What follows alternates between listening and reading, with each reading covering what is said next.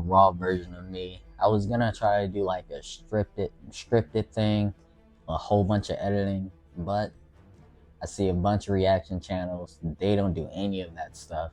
It's all one take. So you know what you're gonna get? You're gonna get one take. You just can't interact with me outside the comment section. But hello, this is my first video in like, damn, 5 years maybe. And this is gonna be about Classroom of the Elite. I am Zay, and I will be talking anime. So, episode 1 starts off with the main character, Anna Koji, on the bus when suddenly a loudmouth student tries to help an elderly woman get a seat. Now, Anna Koji kind of makes a connection, or he thinks he makes a connection with this anime's tsundere, but he doesn't. He originally thought that she wanted to avoid conflict and keep to herself, but he was totally wrong. We then move to a school assembly where we meet the class president, who just so happens to be the tsundere's brother. Anna Koji, the loudmouth from the bus, and the tsundere all end up in the same classroom, class 1B. Also, there's an a-hole here. We'll talk about him later. The teacher comes in and explains the school rules. The main one that everyone has to follow and everyone should acknowledge is that with the point that you have, you can buy absolutely anything. And I mean anything. Hey, anything. So without knowing any of the rules or any limitations, everyone just blows through their class points outside of Anna Koji and the tsundere. So Anna Koji and the loudmouth tried to set up the tsundere to get her to a cafe. Basically, the loudmouth wants to get close to the tsundere, but she sees through it immediately. We then skip to the end of the month where the teacher reveals that they earned 0 points for the next month, and nobody outside of Anna Koji and the tsundere can afford basic necessities. Okay, so the allocation of points is something through the S system, which evaluates the students and rank the classrooms from 1A to 1D. If by the end of each month your class has more points than the one above you, your class gets the move up. The criteria for gaining and losing points is not very clear, but coming up is the midterm, which gives class 1B and every other class really besides 1A the chance to earn points and move up in the ranking. But if anyone receives a failing grade, they get expelled, and the ramifications for the rest of the classroom is untold. The tsundere, also known as Horikita, devises a plan to form a study group with the 3 lowest scoring students in the class, so everyone passes the midterm. Horikita recruits Anna Koji for help, which goes horribly wrong until the loudmouth hears of the plan and was actually able to get the 3 students with the lowest scoring grade to study until Horikita belittles them, which made them leave immediately. But I figured the loudmouth worked her magic to get them back somehow. Eventually, Horikita has a run-in with her brother, the school council president, who hates her for being a failure. She's a failure because she's in class D, and they're known as the defective class. He then attempts to attack her until Anna Koji steps in and stops him with his calligraphy and piano use. During this fight, we find out that Anna Koji received a 50 on all of his entrance exams. If he received a 50, he knows the answer to every question, but he just purposely chose to do this. So he wanted to be in the defective class. Afterwards, he shares a heartfelt moment with Horikita. At this point, this was when I think they really became friends. And the end of the episode, everyone ends up passing the midterm, Well, everyone passed besides the red hair guy. I'm just gonna call him Ben Simmons. I'm all here for Ben Simmons slander, and I don't like this guy either, honestly. So the threshold for passing was average class score divided by 2, which ended up being 40. Even after Horikita went out of her way to condense all the class materials into one notebook and give it to him, and after Ayanokoji and the loudmouth, her name is Kushida. Her name is Kushida. I'm not gonna call her loudmouth anymore. Even after both of them sought out a struggling third year in hopes of purchasing an old midterm test from him, in the deal, Ayanokoji and Kushida got midterm and old quizzes, so they knew that they got the right stuff. Because Ayanokoji came to the conclusion that they probably don't switch up the quizzes or the tests much each year. After all of that, there's no reason this guy should have failed. I personally think that they should just drop him and deal with the consequences, because it just doesn't make sense for him and Horikita to be in the same classroom. They cannot be on the same level. Anyways, after this, they throw a huge party in Ayanokoji's dorm room after everyone went home but Ayanokoji. He noticed that Kushida left her phone and attempted to go return it to her. She was leaving the lobby and not going up to her dorm room, and she just started going crazy. Like, she's like sadistic. She's mentally unstable. So Ayanokoji is like hiding around a tree and makes a sound, and she catches him, and she like grabs Ayanokoji's hand and places it on her boob to get, I don't know, she's trying to manipulate him or like falsely accuse him of assault, because Ayanokoji knows the real her. This girl's a lot smarter than she first let on. She is not innocent at all. She had everyone fooled. Even Ayanokoji, I can't read her at all. I also can't read the blonde guy. I can't read him very much either.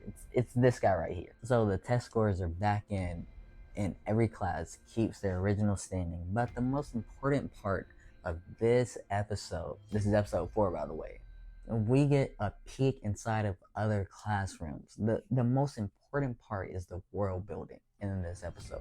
Class 1B, just how open and expressive everyone is to one another in this class leads me to think that the potential for class 1B to actually advance, it's very high, but only if they start working as a team and not as individual people. Like, Horikita is gonna have to start working with the class if she also wants to advance. They mentioned that the points for the month have not been distributed yet, but don't get outright furious. Like, they don't get mad, because I know that they were more responsible with their points. This is a complete juxtaposition between class 1B and 1B. In class 1B, the students are furious. They can't afford basic necessities to sustain their life. Throughout all of this, Ayanokoji's facial expressions don't change at all. And thinking back, I have not seen any emotion outside of apathy and indifference from this guy. I might need to read the manga, because I finished season 1, I finished season 2, and they still don't explain that. I just wanted to get that point across. We'll touch back on that. Back on topic, he's approached by a member of class 1B and gives her and us a life lesson. It's hard to express your feelings if anyone does it to you. Look, if you're watching this channel, you're probably the one expressing your feelings. You probably have not had anyone express their feelings to you. I know I haven't. Anyway, it's hard to express your feelings. If anyone does it to you, be a decent person and tell them that the feelings aren't mutual. But if they're okay with it and you're okay with it, you can try to remain friends afterwards. That's if you're friends to begin with. If it's a random person, fuck them.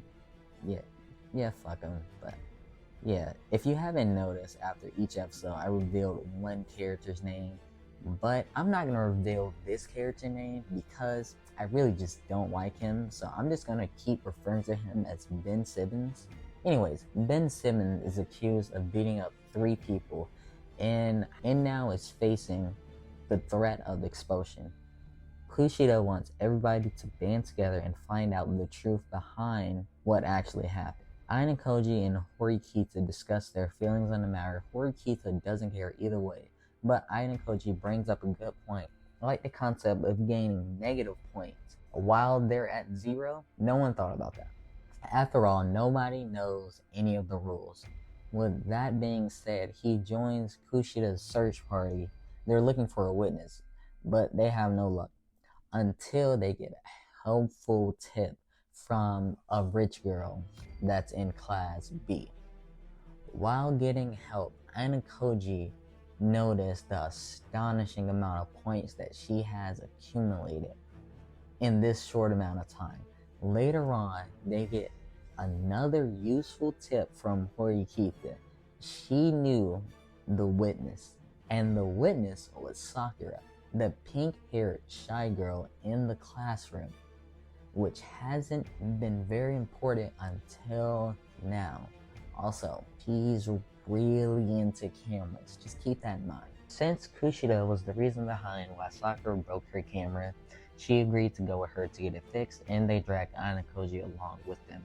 And it's a good thing too, because the clerk at the store was like really weird. He was one of those, and I don't know if I could say this on YouTube, those involuntary, celibate type men. So Sakura had to fill out her personal information to take advantage of the warranty she had on the camera. This guy was for sure going to get her information off of that paper until Aina Koji stepped in and filled it out for her. This led her to trust him more than anyone else on the campus. She thought that there was something off about Kushida, and like that, she's proven to be one of the most receptive characters in Class D. After the day, she was willing to testify on behalf of Ben Simmons, but she had a secret. You remember her love for cameras, right? Well, let's just say she had a certain type of content. Yeah, so the trial starts. The judge is the student council president, Horikita's older brother, which makes her nervous to say anything. On the verge of losing this case, Aina Koji uses a strong physical stimuli to knock her out of her trance, which worked. I'm going to skip over all the legal stuff. I know you don't care. I know I don't care. It's just boring. Just trust me. If you really want to know, go to episode 5 of season 1. But look, this is a complete guide. You don't care. So basically, they brought in Sakura, and she had to prove on that day that she was at the location of the incident and witnessed the fight. No one ever explained why she didn't just show the picture that showed Ben Simmons and the 3 other guys fighting. There was no reason for her to show the bikini shot before she showed that picture. The teacher from class C seems way too invested for my liking. Like, he tries to comprise a solution to give Ben Simmons 2 weeks of suspension and the 3 guys from class C just 1 week, but this didn't fly with Horikita. So this goes on. The student council president stops everyone and says that he will make a decision the following day because the bickering got too much. And honestly, it got too much for me as well. This episode just dragged on. Following day comes along, and so does the drama. Sakura now has a stalker, just so happens to be the incel from the Best Buy. So she feels even less safe than she already does. She's super anxious now. But Aina Koji told her that whenever she needed something, she could come to him. And when she tried to mention that she had a stalker, they got interrupted by a call from Horikita. Horikita wanted to go and scope out the spot where the incident happened, and they both noticed the lack of cameras. With a little nudging from Ayano Koji, she came up with a brilliant idea to put up fake cameras and invite the guys from class to see. This actually worked. But we'll get back to that later. We're gonna go back over to Sakura's stalker. This man is legit insane. He chases her down a dark alleyway and tries to force himself upon her, pinning her down until the hero, my hero, Ayano Koji, shows up along with the rich girl from Class B and the police. The store employee tries to run, but is grabbed by the cops and goes on a rant about how she's meant to be with him until Sakura says that she doesn't know or like him. This guy turns into like a complete incel Reddit nice guy, calling her every name in the book until he's taken away. Afterwards, Ayano Koji tells Sakura how he found her and reassured his promise to her. You know, back to the Ben Simmons drama. I hate this character. If you like this character, please tell me why down below, or DM me on Instagram. Yeah, back to this guy. So the case was dropped. Now the boss from Class 1C wants answers on why and who made them do it. At the same time, the student council president wants to know how Ayano Koji pulled this off. And the school council president offered Ayano Koji a spot on the student council. But as usual, he gives the credit away. This time, he gave the credit away to Horikita. He declined the offer. The teacher from Class 1D sees through the phony persona of Ayano Koji, trying to keep up this little ruse, right? The teacher tells Horikita to learn everything there is to learn about Ayano Koji if she truly wants to get to Class 1A, and lets her in on a little secret. Ayano Koji is the most effective student from Class 1D. If you're still here, I'm genuinely surprised, and I appreciate you though. I don't know if I sent you this video because you know me in real life, or you just found me somehow, but regardless, I love each and every one of you guys that stuck here till the end. I promise you the quality, it may not go up, but I will go up. And the YouTube algorithm, if you hit the subscribe and like button, yes sir, I'm a YouTuber now. Thank you for watching.